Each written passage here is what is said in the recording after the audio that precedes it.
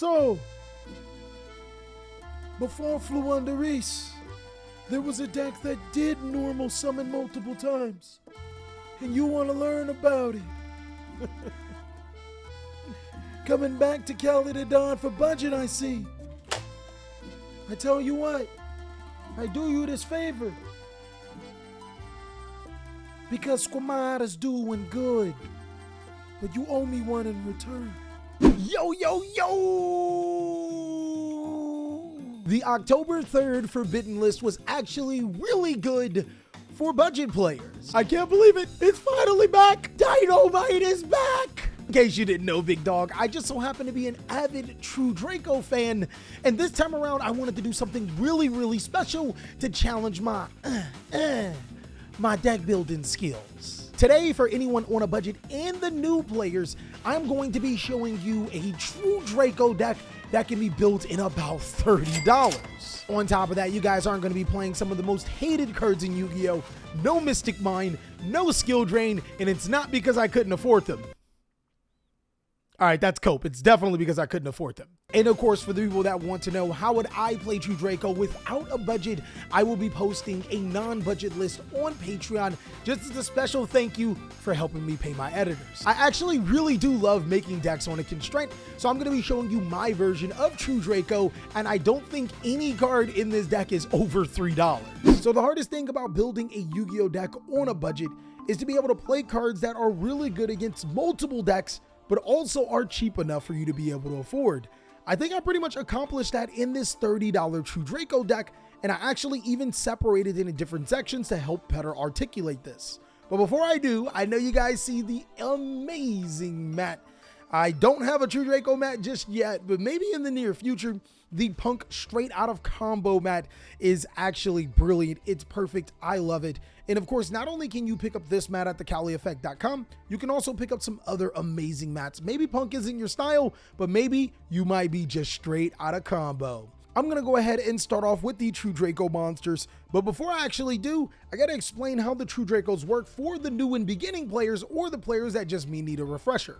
True Draco monsters can be tribute summoned by tributing face-up continuous spell or trap card. They're not necessarily limited to just True Draco cards. They can be summoned using any continuous spell or trap card. This gives you the ability to be able to play floodgates that may naturally hurt you, because you can just tribute them off for your True Draco monsters whenever they become inconvenient. Also, in this particular deck, all of the True Draco monsters have an effect that if your opponent were to activate a card or effect, you can take one True Draco or True King monster, spell, or trap from your deck and add it to your hand, and in certain situations, place it to your side of the field. This is what I absolutely love about True Dracos, because this deck gives you advantage for your opponent playing Yu-Gi-Oh! So the more your opponent decides to play, the more cards you can get. And the best thing about it is that if they don't play Yu-Gi-Oh! Well, your monsters are pretty big and hard to get over. So Dynamite completely off the Forbidden List was a great thing. This card allows you to add your True Draco trap cards, which are really powerful at being able to get rid of your opponent's monsters and tribute summon on your opponent's turn. We complement that with 3 copies of Ignis the True Draco Warrior.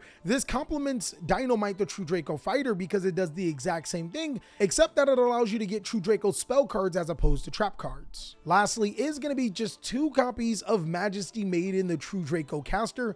This card is really good because it allows you to add True Draco monsters from your deck to your hand.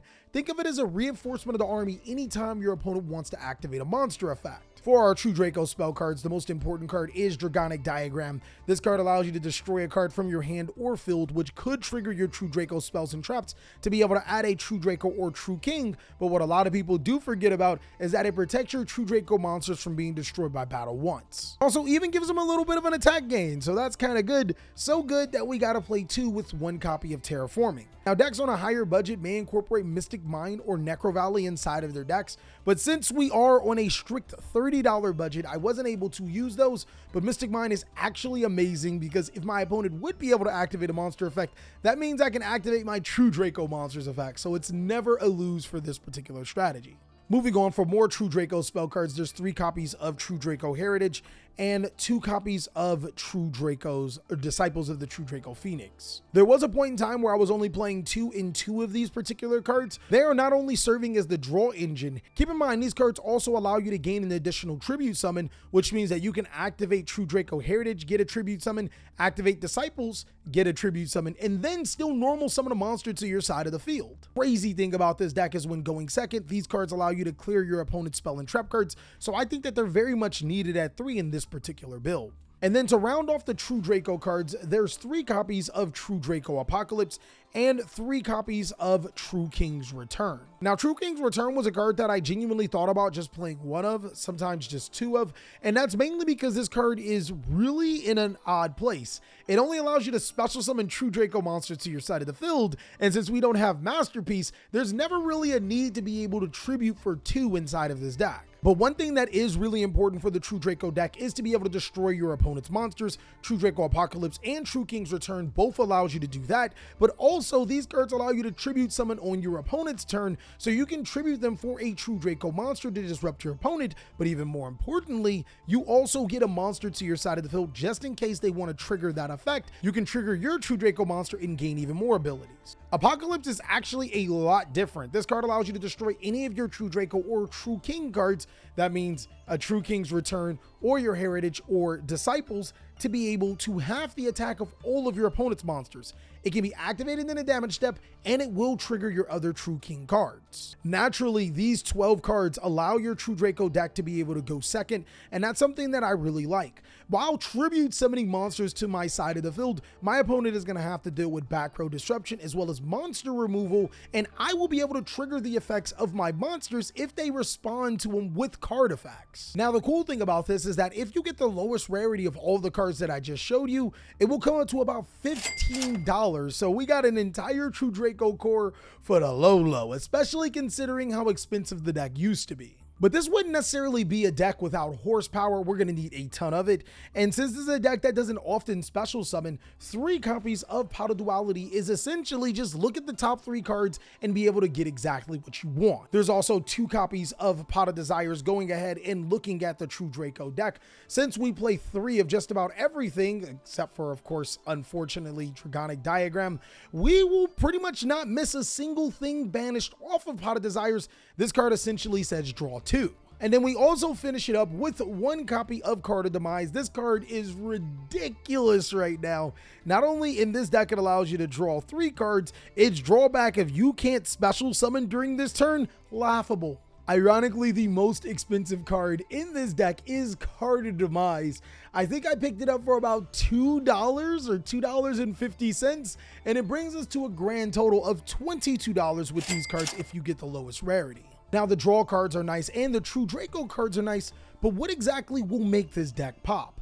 Well, one thing that I really love about players being on a budget is that we get really innovative, and that's where this card, the Monarch Stormforth, comes into play. The Monarch Stormforth quickly reads, once during this turn, if you would tribute 1 monster, you can tribute a monster your opponent controls as if you were controlled it. This card does not target and doesn't affect the monster, so you can essentially tribute any of your opponent's monsters for one of your True Draco cards. Another thing that I love about the Monarch Stormforth is that this card says you can only activate 1 Monarch Stormforth once per turn. Now, the reason why that's so good is because this card says activate instead of you can only use 1 Monarch Stormforth per turn, meaning that if my opponent decides to negate the activation of the Monarch Stormforth, I can just activate another one and tribute my opponent's monster. This card 100% of the time forces my opponent to negate it, allowing my other cards to get through. And the crazy thing about it is that since it's a quick effect, I can use it in conjunction with True King's Return or my True Draco Apocalypse to be able to tribute my opponent's monster on their turn to be able to summon. Moving forward, there is 1 copy of Call by the Grave, and then for our last monsters, I actually play 2 copies of Amano Awato. Now, this card can also be Inspector Border. They both have their benefits, they both have their drawbacks. Allow me to explain. The thing that I love about Inspector Border is that that card says players can only activate monster effects up to the number of different extra deck monsters on the field. Well, if my opponent is activating an extra deck monster, I can always be able to activate my True Draco monsters. The card literally does not hurt us whatsoever, but it's not as good as Amano Awato when going second. Amano Awato when going second shuts down some of the best decks in Yu-Gi-Oh's boards completely, as it prevents monster effects from being activated. It also can be used going first, preventing your opponent from hand trapping you or activating monsters like Tearlament's Havinous. But it's going to be up to you to be able to decide which one you should play. I think no matter which one you choose, you're in good company. To finish off the main board, I wanted cards that were extremely powerful, but also versatile. I needed these cards to be able to be good against Tearlament and Sprite, and I also needed them to be cheap. With that being said, Rivalry of the Warlords is good against both Tearlament and Sprite, as both of those decks are based off of one type, but any monster that they want to special summon from their extra deck is not. Skill Drain was not only out of my budget, but it doesn't do anything to Tearlament. I mean, if anything, Tearlament players should be citing Skill Drain themselves. And lastly, I decided to play 3 copies of Summon Limit. This card was not only cheap, it is amazing against both Tearlament and Sprite, especially seeing that I don't really summon more than 2 times per turn, so it can't even hurt me. Now, this entire deck, all 40 cards, comes up to about $31 for the whole shebang.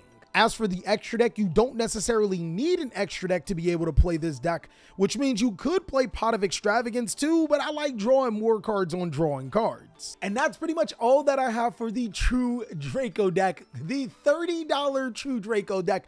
I really hope you enjoyed it. Instead of buying 3 copies of that Crystal Beast structure deck, which I guess you get Ash Blossom, you can go ahead and pick up this deck for just about that same price. Of course, if you want to see more awesome videos, go ahead and check out these. Go ahead and click on one of these videos right now to see more amazing content.